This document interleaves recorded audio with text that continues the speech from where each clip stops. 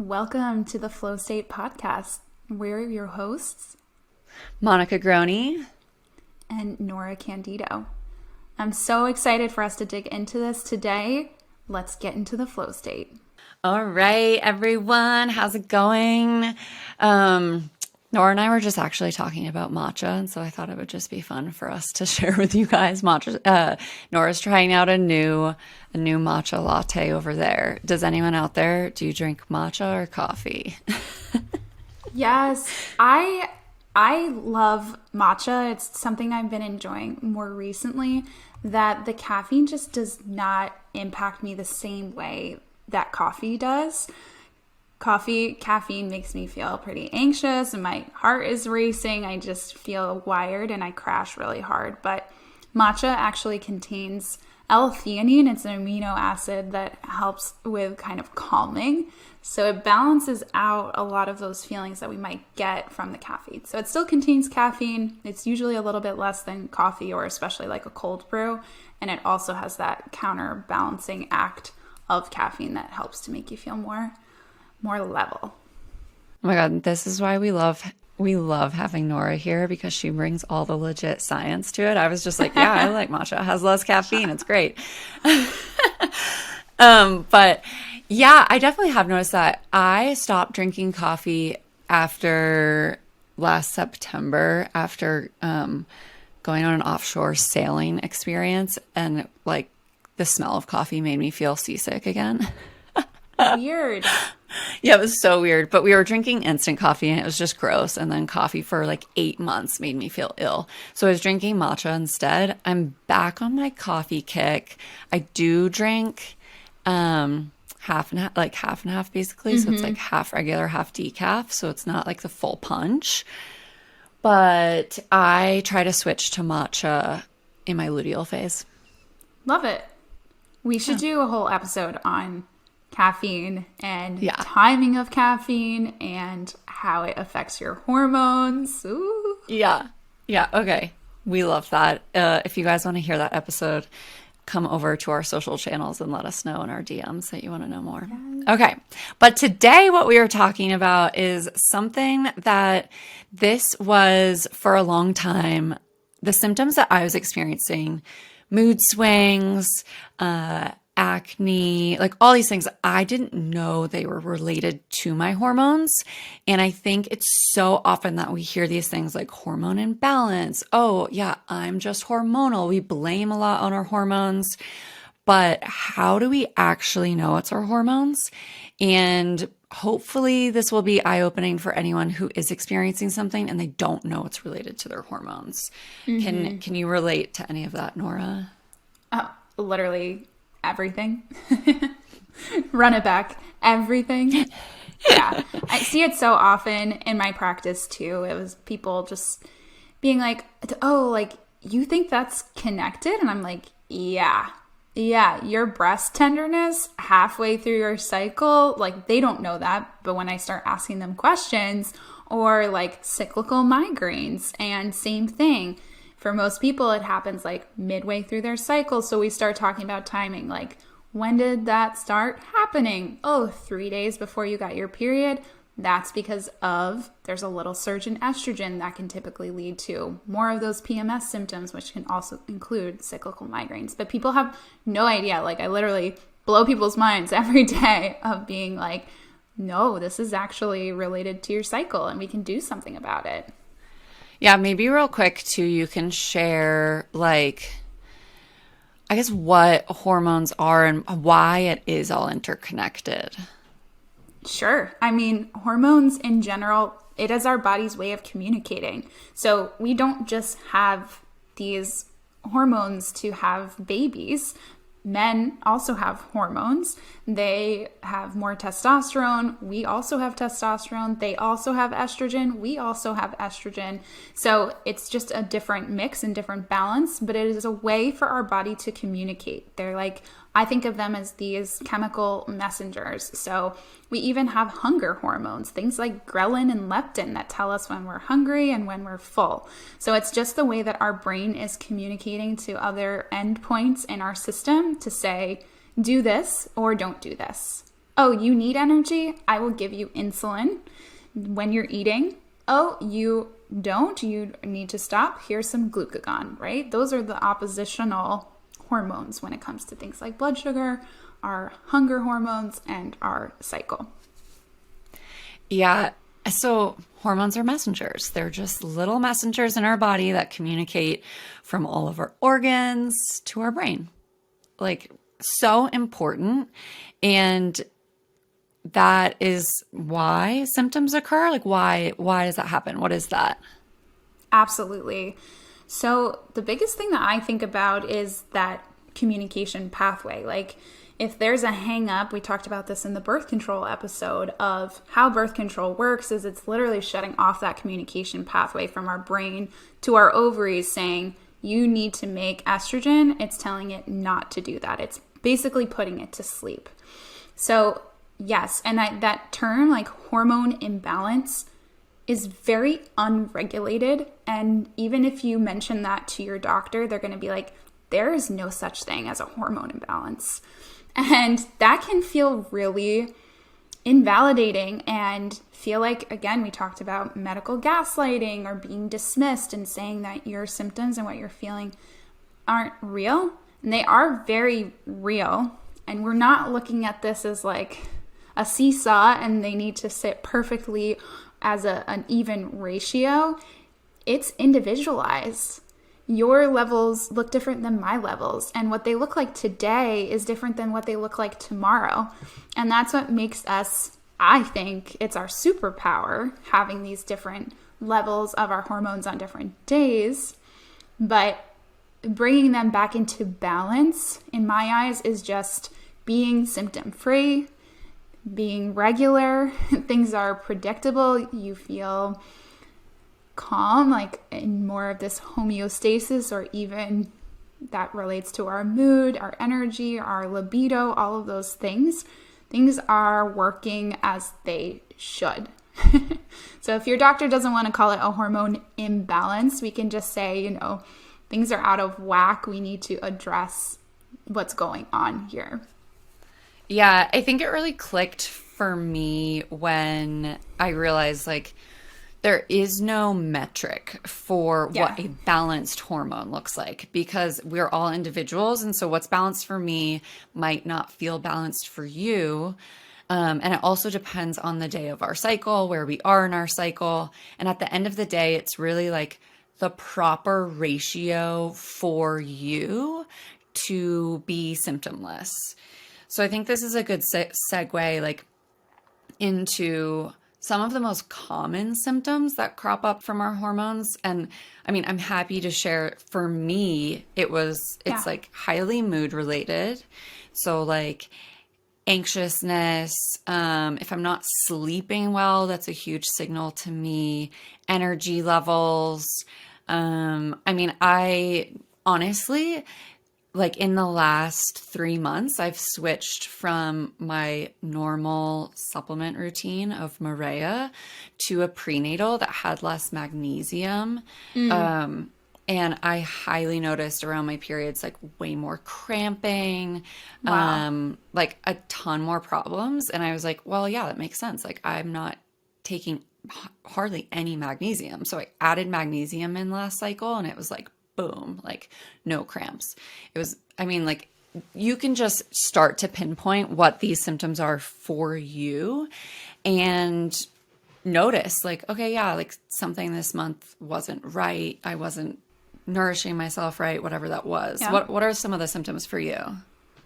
Totally. So personally, what I experienced was more of that breast tenderness, really intense cramping, the heavy cycles, a lot of clots in my actual period blood, and just like deep pelvic pain, discomfort, so much pressure, likely inflammation leading up to my cycle.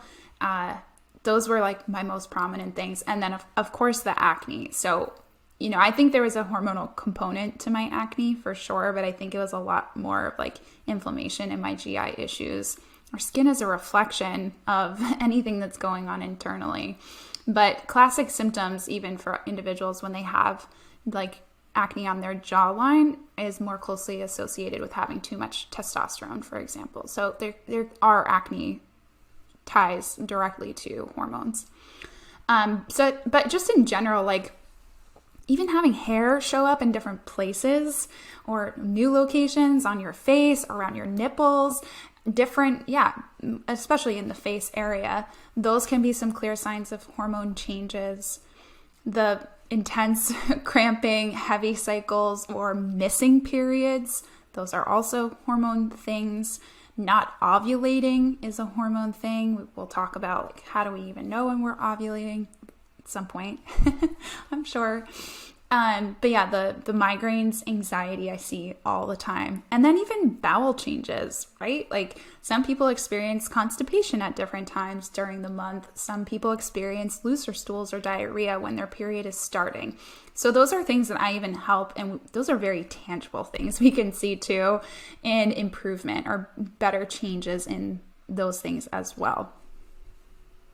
Yeah, and I think someone out there who's like, yeah, I mean, I occasionally feel like this.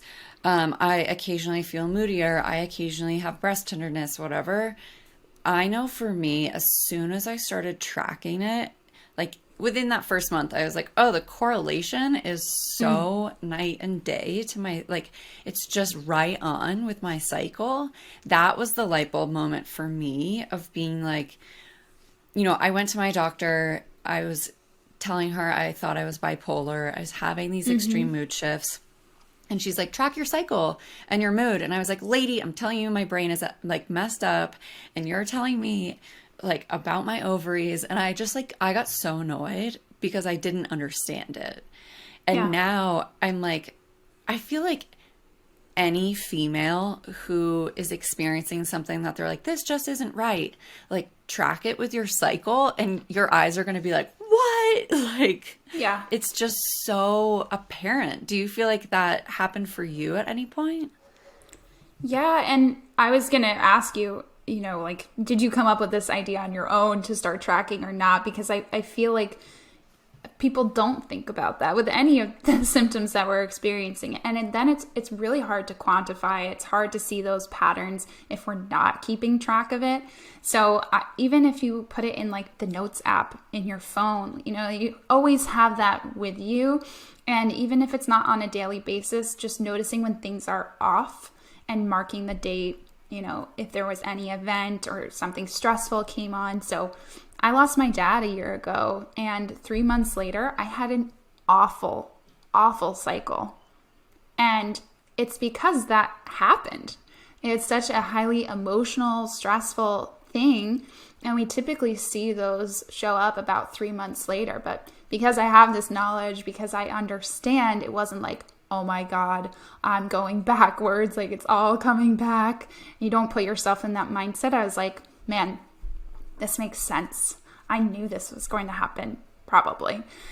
Same with a lot of people that got the vaccine. I personally noticed some changes about 3 months later. I know people that got the vaccine and then started spotting, and that's, it's an immune response. It's inflammation. It's a stress response. So obviously it's going to impact your freaking cycle. Like, we don't live in a vacuum.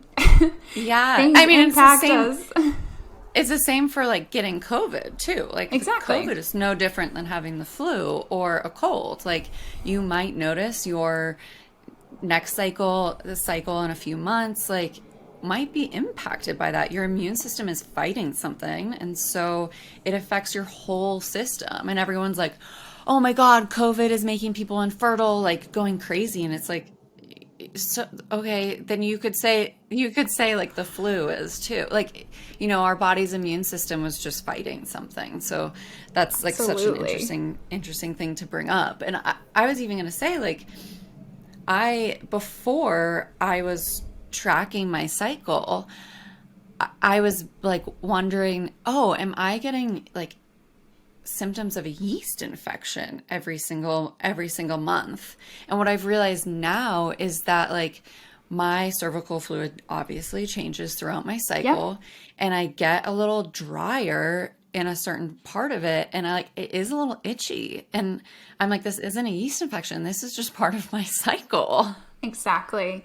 Oh, that's so good and amazing that you even have that awareness and to be able to say like, oh, because you were keeping track, you're seeing that it happens typically around the same time and it can be normal for you. It's so empowering when you can have that information and that information loop so that you're not constantly jumping to conclusions of like something is wrong with me, what is going on. Yeah. And then month over month, if you're like, okay, this is uncomfortable, like what the symptom that is occurring, I know that it happens around this cycle day and it's not normal, then you can, take control of it and like try to do something that actually supports that. Whereas if you don't have it really pinpointed as being part or being cyclical, you're just kind of like starting from a place of confusion. Yeah. It feels so empowering to just know that.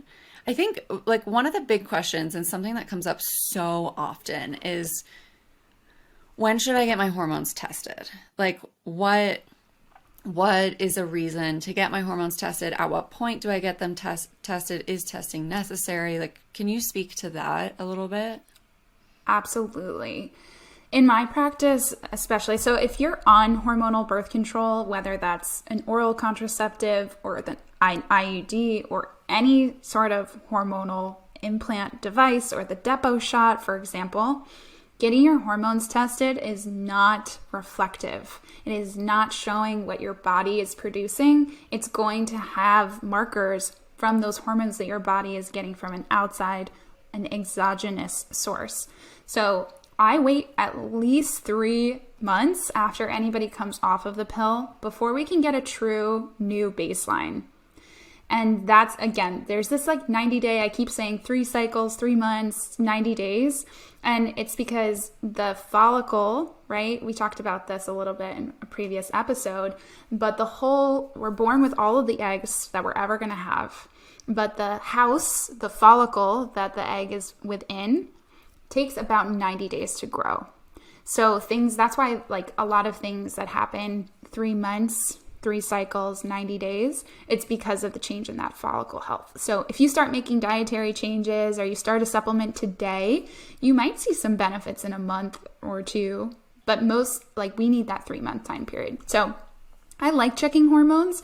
There are different things that we want to look for and different days that we test things on. That's the most important piece. So if you are trying to get pregnant, if you are in a periconception stage, the most important things that we're looking at is our follicle stimulating hormone, right? That house that's growing the egg. We want to make sure it's developing appropriately. And also the luteinizing hormone. And we do that on day 3 of our cycle. So newsflash, if you didn't know, the first day of your cycle is the day that you start truly bleeding. So these labs are going to be drawn on the 3rd day of your period. That is the day 3 of your cycle. All of the other labs that I like to look at, we actually draw them after ovulation and typically about 4, 5 to 7 days before your next period starts. So why we do that in that time period is because we're going to get the best picture of where estrogen is at, where progesterone is at that time point. Those levels are the best way for us to see that ratio is after we ovulate, and it's about, on average, day 20 for people. So yeah, I love looking at labs. It's much more representative to see testosterone in blood values than it is in any other method. But one of the tests that I do like to use is called a Dutch test, which is using a dried urine test sample in order to see like all the breakdown or the metabolites of our hormones and how our body is getting rid of them. This allows me to see there are actually 3 different types of estrogen. And if our body does not have one or the other, or we have too much of one, that gives me a clear sign of what things that we need to do or to support in our body. But before I do a lot of hormone testing, I'm really focusing on the gut. And it's because that's where a lot of these issues originate. And if we don't treat those GI issues, those labs aren't going to miraculously change. You can't out supplement a lot of these GI things, unfortunately, we have to get to the root of the problem. Yeah, so interesting. So, I mean, if someone feels like is feeling fine, is not really having a lot of symptoms, it's not like they need to like go and test their hormones. It's more like people are experiencing a lot of symptoms. They're coming off birth control and they want to rebalance, like wait the 3 months and then like do some testing. Or if if you're really, you haven't been on birth control and you're really experiencing some disruption, like that could be a good case for testing and just trying to understand what's going on. And this is my opinion. I'm not a dietitian or, but it's not even fully necessary. I think that there's a lot of things we can do before we test in terms of 100%. making changes and seeing if some small lifestyle diet changes can alleviate some of those symptoms. And so like, don't run out and think, oh my God, I need to spend all this money to get all these tests done. And like, there's so much that can be done before testing too. Do you agree with that? Absolutely. And in my practice, like I'm always thinking about the cost benefit for people getting these tests drawn. It's taxing on your body, but it's also expensive. So for me, I really like to prioritize and always food first, always adding in that multivitamin. That's such an important piece when we're dealing with hormones. And then, okay, if that didn't work and we've done all of the things, let's check and just see where things are at, giving us a new baseline measurement. But yeah, like I've run 100 plus GI maps and I've maybe run a fifth of those as the hormone tests. We'll check labs, especially if they're going, but paying for that Dutch test, it's just not something that I frequently need to use, because by the time we address the underlying issue, their symptoms improve, which is great. Yeah. Okay, so real quick before we just wrap up today, but like what are some of those things that people, I mean, we said like food first, adding a multivitamin. Obviously, I think like doing your best to remove endocrine disruptors from your environment. So those are, chemicals that can be found in cleaning agents, chemicals that can be found in skincare products, makeup, shampoo, like all of our consumer packaged goods products, like removing those to our best ability. But like when we talk about food and adjusting food, what are some small changes people can be thinking about that would really make a difference? Getting enough nutrition is the best place that we need to start. Again, if your body is not getting enough energy, it's not going to be ovulating. It's not going to say like, we could have a baby right now, because it's like, I'm starving. I can't afford to even create that right now. So that's my number one thing. We talked a lot about like a lot of the sulfur-rich foods, things that are supportive of the liver. So as a brief reminder, like liver is that master regulator for all things hormones. So especially incorporating a lot of those liver supportive foods and removing things that are not helpful for our liver, like alcohol, caffeine, and even sugar. Also, a lot of medications also tax our liver, but that's one that like you need to talk with your provider and make sure that you're in a good place. Those are really big and tangible tips for me. And even just making sure that we are going to the bathroom every day. So adequate hydration, getting enough fiber. The fiber is really what helps our body to push out and excrete those extra hormones. So if we're not having a good bowel movement every day, like that's where we need to start. Getting enough nutrition, getting enough water, fiber, pooping every day. Yeah. Psyllium husk is your friend. Oh, yeah. I love that stuff. What are some of the liver, you said, like liver good foods? Yes. Do you remember any of them from when we I think you chatted said about Brussels sprouts. Yep. Yep. So all of the brassicaceae vegetables like broccoli, cauliflower, cabbage, Brussels sprouts. My favorite and easiest is incorporating microgreens. So those are like the fancy looking, if you do sprouts, or they are the highest concentrations of sulfur, because think like that sprout is what would turn into a whole broccoli plant or a whole arugula. So those have the most dense concentrations. And I ask people to incorporate 2 servings a day of any of those foods. So as a reminder, a half a cup cooked or a full cup of raw. But I love like the microgreens. I don't know. They make everything look fancier. They add flavor. It's like you're always at a restaurant because, you know, Exactly. you go out to eat and like everything is topped with like Yes. microgreen, pea shoots, Edible microgreen. flowers. Yeah. Yeah. People are always like, Norah, your food looks so good. And I'm like, it's just the microgreens or herbs, or it's the little things. Yeah. Yeah. Are herbs considered microgreens? No, you know, a lot of them have a lot of antiviral, antimicrobial, beneficial properties, and they are concentrated sources. But when we're speaking more to those sulfur-rich foods, it's coming more from the microgreens. And we were talking about like carrot skins on the one episode as well. So that's also super supportive and a great thing to incorporate. I make like carrot ribbons. I just shave the top of the skin off and put it into salads or pickled carrots. Oh my God, yum. So yum. Yeah. Wow. So, okay. This episode was packed full of information. So hopefully everyone maybe go back and listen. And hopefully you can kind of pinpoint if some of the things you're experiencing might be hormone related. But that's really like my goal is I would love for people to just have a higher awareness around, is this my hormones? Is this not? Totally. And if you're not tracking or journaling at all, maybe this is a good place to start, and you don't have to wait for your next cycle or anything. Like just start today and write down, how are you feeling? Where's your energy at? Where's your mood today? Are you horny? Like, do you have any sex drive? Do you feel like exercising and moving your body? How are you sleeping? Do you have any physical symptoms? Have you noticed a weight fluctuation? Are you going to the bathroom?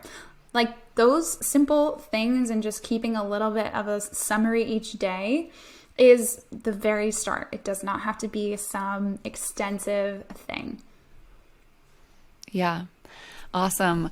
Well, if you learned something today, make sure that you hit subscribe because we will be bringing you more episodes and more information like this. Also, if you do want to tune in to a live recording of the podcast, you will grab that invitation by joining the Flow State Club. There is a link in the description. Come and say hi to us over on social. Our social links are below, and rate and review us so that we can help more people find their flow state. Thanks, everyone. We will see you in the next episode. Have a great week. Bye.